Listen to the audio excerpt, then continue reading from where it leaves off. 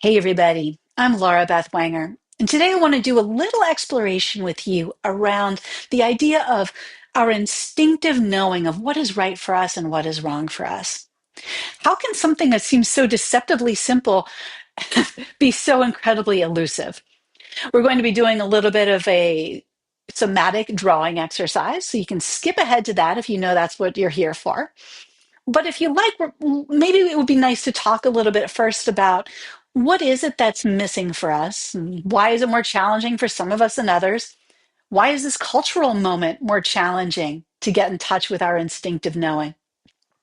So, to begin, what are we talking about when we think about our instinctive knowing of what's right for us and what's wrong for us? Right now, this is my dog Ava. You can see she's in the window and she is just waiting for that FedEx truck to drive by. Ava is completely in touch with her instinctive side, and something about that FedEx truck is absolutely the devil to her. She knows it's wrong. So there is no question that Ava is very much in touch with her instincts around this is right for me, this is wrong for me. Whether or not that's misguided is outside the purview of this conversation. But she has an instinctive knowing. As contemporary humans, we're a little more disconnected from this. And I think there are a lot of good reasons for this. Um, I want to start by sharing a little quote with you here. This is Robert A. Johnson from The Fisher King and the Handless Maiden. Here he's talking about the wounded feeling function. He says, it is very dangerous when a wound is so common in a culture that hardly anyone knows there is a problem. There is general discontent with our way of life, but almost no one knows specifically where to look for its origin. The feeling function, according to Jung, has nothing to do with feelings. It's not about emotions. It's about how we value something. Do I value it or do I not value it? The thinking function is its opposite. And the thinking function, Johnson says, he says it pretty well, so I'll just let him speak. He says, thinking is that cool faculty which brings clarity and objectivity, but it provides no valuing. Only feeling brings a sense of value and worth. This is its chief function. Let me illustrate this for you by talking about my partner and myself. So, if he and I are going to go to the grocery store and we have to find a parking spot, he is a thinking function, and it's one of his primary functions, and I am more of a feeling type. So, if he's going to make a decision about what parking spot to choose, there is a lot of logic that's going into it. It's very quick. He's not like thinking hard about it, but he's deciding based on, okay, this is close to the exit. This is easy to get in and out of. I know that there's a cart return there, etc. I make the decision based on that feels like a good parking spot, or oh, I don't want to park there. And I think by this example, you can already see or maybe it's easy to see how our culture really values that thinking function over the feeling function. Because if I'm asked to explain why I picked that parking spot and I say, oh, it just felt right, what comes to mind for you there? How does that sound to you? It sounds like I'm illogical, I'm irrational. We do not value the feeling function in the same way that we value the thinking function. And so, this is one reason why feeling is something we're a little disconnected from. We just don't value it culturally. There's a secondary piece to this as well, and that is our ability to connect to our instincts. So, animals, as illustrated by my dog and the FedEx truck, animals are really at ease and they are at one with their instinctive selves. That's almost all they are. We have our thinking function that's gotten pretty big and sort of taking over. This is further complicated by where we are as a culture, by social media, by the just ubiquitousness of and the easy availability of external advice about what we are meant to do with our bodies, what we are meant to do with our lives. So, this is one thing that can be really challenging for a lot of people I know. What am I supposed to eat? How am I supposed to move my body? So we've become quite disconnected from this knowing of, I'm hungry, I'm thirsty, I want to move my body, I'm tired, I need to rest. Instead, we use these external ideas about what we think should be right for us. And so we become more and more disconnected from this knowing. And there is a third aspect to this as well. And this is something that some of us will have struggled with more in our lives than others. I was born a feeling type. I really believe that I came into the world in that way. But that doesn't mean that I was always able to access that feeling on my own behalf. So for many of us, we've developed strategies, either based on our upbringing, based on our families, based on our cultures, based on our position in society, based on our identities.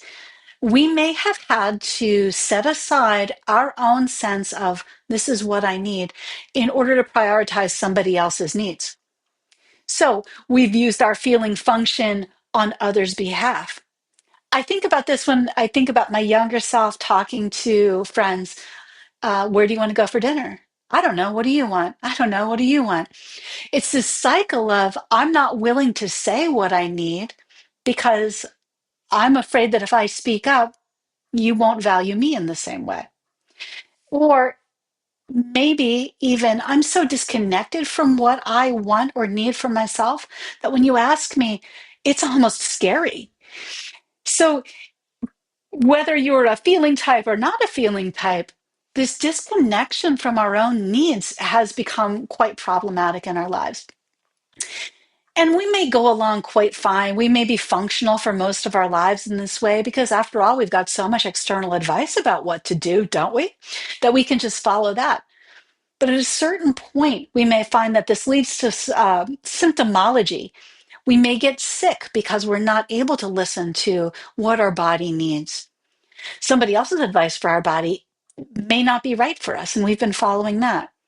Or we may feel so disconnected from our sense of meaning, our sense of purpose, that we become quite depressed or quite anxious because we're doing something that we know on some level isn't right for us and it doesn't feel good. Once you know I'm a feeling type, you can't help but hear how many times I use the word feel. I can't help myself. I'm sorry. So there's this there's a need at a certain point if we want to move forward with our lives, if we want to engage with what Jung called the individuation process. We find ourselves really lost in the woods and we don't know what path to take. We need to be able to tune into this instinctive knowing, our feeling function, our sense of what is right or wrong for us. Okay, so one way to think about this, or one place that we see this, is through fairy tales. Now, whether you love fairy tales or myths or you don't, perhaps you can bear with me and we talk about. I'm thinking in particular about one of my clients who just does not love metaphors and fairy tales, but I think it's important enough here to engage in. So, one very common theme in fairy tales is that the heroine, and it's almost always a young woman, is given tasks to complete in order to be able to get what she needs, in order to be able to escape from under the evil thumb of the stepmother or to find a better situation for herself. So we see this in Cinderella, we see this in Vasilisa the Wise, we see this in the tale of Amor and Psyche. So there's one task in particular that the heroine is often given, and that is sorting seeds. She has to sort the good corn from the bad corn, the chickpeas from the dirt. Um, in Amor and Psyche, Venus gives her like a jumble of seeds and says, sort these all out by morning. And it always has to be done quickly. It always has to be done overnight. It's an impossible task. So, what happens in these stories is that the heroine has the help of her instinctive side. In Vasilisa the Wise, she has a little doll that she carries around, and the doll says to her, don't worry, I'll take care of it. You go to bed. In Amor and Psyche, she has it's little ants. The ants say, we'll take care of it. And so the ants do what they do. They powerfully move all of the seeds and do that job for her. And in the Cinderella tale, and at least one variation in a Chinese fairy tale, she has this beautiful yellow cow that helps her, that gives her advice to separate with a fan. So in all of these cases, the heroine has this animal or this doll, this instinctive side that says, this is how you do it. This is what's needed. Sorting the seeds, taking what's good, what's nurturing from what's rotten, what's bad, what's dirty, or even just knowing this is this and that is that. This is the task that we're given. And so it can be a little confusing if we think about this in terms of Jungian psychology, because this seems like a task that's very masculine, a discernment task, a thinking task. And there is an element of sharpness to it, this, that feels a little bit, that feels actually quite masculine. It feels like logos if we're thinking about left hemisphere, right hemisphere. But it's this instinctive knowing that comes from the feminine side. And again, as always, when I talk about masculine and feminine here, I'm not talking about gender. I'm talking about these principles that are beyond gender that we each hold. So as a young woman, I actually had quite a lot of masculine qualities, and I had to develop some of the feminine ones, including this very knowing, this feeling function that was connected to the instinct, what's right for me and what's wrong for me. So this task of sorting the seeds is a developmental task that we see across cultures. That's something that needs to be developed. I'm curious about the fact that this is shown in these female heroines. Is this something that's particularly important for women, for beings that are acculturated as women? Perhaps because we're not allowed, or we're not encouraged to speak up for our own needs. So something that I'm curious about, but don't have a lot of answers about. So if that's something you have thoughts on, please feel free to share. Nonetheless, whatever your gender, this task of knowing what's right for us is really important. So we're going to take a look now at a way that we can practice this knowing. At its most simple, if you're somebody who works with other humans and wants to help them to cultivate for this for themselves, or if you're somebody who knows that this is what they want to work on for themselves, at its most simple, this comes down to making a choice. We're going to do something with our bodies that embodies making a choice, but we're actually starting by making a choice to do this exercise. So there's the concept here of agency, of I want to do this. And you don't have to know why you want to do this. It's enough to want to do this. The second piece that we're going to think about is, what do I want to do this with? And that's a little complicated to say, but all I mean here is, what color do I want to use? And so if I were working with somebody that were going to do this drawing exercise, I would say to them, just pick a color. This in itself can be like, I don't know, what's the best color? And we can get very second guessy. So it's really about reach out, grab it, and go with it. So that's step number one. This task we're about to do is called sorting the seeds. And so this comes to us from Cornelia Elbrecht and her work, Healing Trauma with Guided Drawing.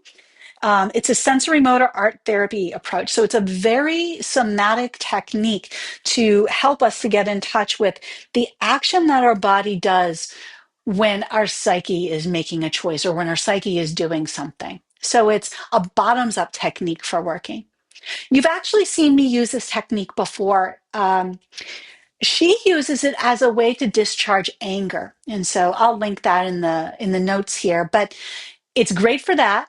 And when we use it with this different intention, we can use it as a practice of discernment, choice, right for me, wrong for me, which is what we're going to be doing. When I first read about this task and I saw that it was called sorting the seeds, I didn't really understand. And she named it after this fairy tale idea. And so in thinking about it, she says, she calls this a very masculine action. And you'll see that there is a masculine quality to it, but there's also a connection to our ego, and there's to our center. And there's this, for me, there's a feeling, there's a knowing of getting in touch with, I'm making a choice, I'm making a choice, I'm making a choice. That is all about the feeling function. Right for me, wrong for me, right for me, wrong for me. So I could talk about it forever, but it's really better to just do it. I'm going to angle this down a little bit. So you'll lose my face, but you'll see the paper and you'll see what I'm doing. What we want for this is something that we can reach easily with our hands. We want to be quite comfortable. We don't want paper that slips around really easily, so you can tape it down if you don't have a heavy pad like this. I'm going to choose a couple of markers. And again, I am using that feeling function to pick. And we want something that's going to make a good mark, something that will be firm. I'm taking one in each hand. And now the movement is just like this. We come up and out, up, out, up, out. It's a sharp action. So it looks like this. Let's go one more time and show you what that action really feels like. There's a sense of working up the spine, working up the ego center, and out to the side, this, this, this, this. Yeah? So if you're doing it with me, get yourself ready. And up and out. Making a choice every time. Good. And then pause. Notice what you're experiencing in your body. So after we do this, we want to check in and feel. And here the feeling is noticing what's the experience in my body. There could be some unsettled feeling, or you might have a more settled feeling. If this is something that we're quite used to doing, then this might feel quite comfortable and confident. If we're not used to doing it, it can feel as though we've pushed a boundary a little bit. So if we look, we've drawn this strong upward line, and the action of out. It's almost like a torso, a sense of presence. Okay, now I'm going to show you what can happen sometimes when we're not so sure, when we get a little wishy-washy with this. And now I'm picking two colors that I hope you'll be able to see. So I'm making a choice based on my thinking function now. Okay. If this is difficult, what can happen is that the lines don't come straight out. So I'll show you. Instead, we come up and we feel a little uncertain. They curve off and down. So this is not the same. The energy of this is quite different from the energy of that. And in this sense, it does feel a bit, it does feel a little bit less masculine in that sharp edge. So instead, what we're after in a redo is a sharp line out. This, not that. This, this, this, this, this. And you can even go back over. If you find your lines getting soft, you can pause, come back to your sense of choice and agency, come back to wanting to do this. And if you find that you do not want to do this, then you're making a wonderful choice. You're using your feeling function. set it aside, and move on. What I think is also really important to remember in doing this kind of work is that it can be very difficult this can be really difficult to access. I think that's just the bottom line. This is something that's new to you. You may find that you're able to do this, and then immediately afterward, you feel a little bit like, ooh, shut down or tired or exhausted. That's fine. That's not wrong. That's not bad. Just notice it. Sometimes we have a little bit of a rebound of feeling like, oh, I'm not sure I should do that. That's okay. This is a practice that we're working with. What we don't want to do is try to enforce something. So if you're thinking that, I don't know that you are thinking this, but if somebody's thinking, yeah, I really want to do that, but as they start to do it, it feels to them, or they they think this isn't right for me. I don't want to do this. It doesn't feel good. I'm afraid. Then, in fact, what's happened is that you're not using choice anymore. You're using an externally imposed thing again.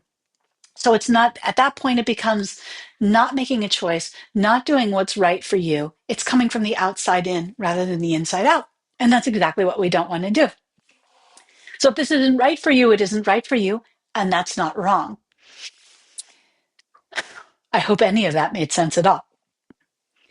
Now, we can also do this same sorting the seeds exercise in a downward movement.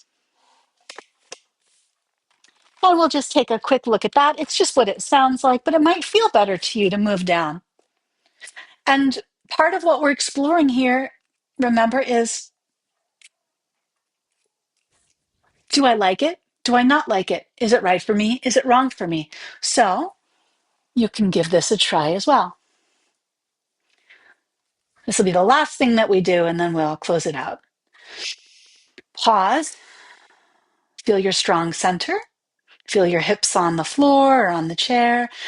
And when you're ready, go.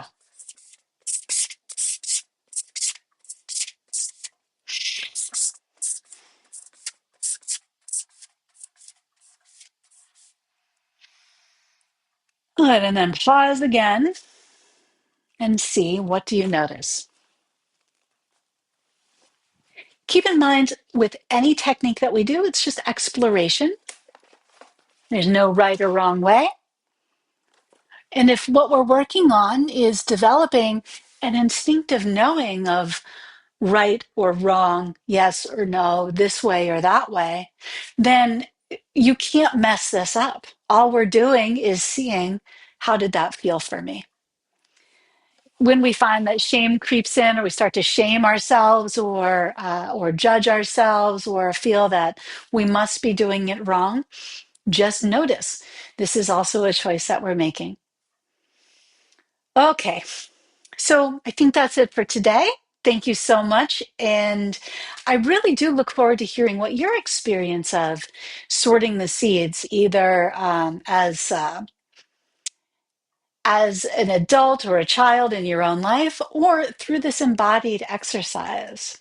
What is it like to sort the seeds? What is it like to connect to your experience of instinctive knowing?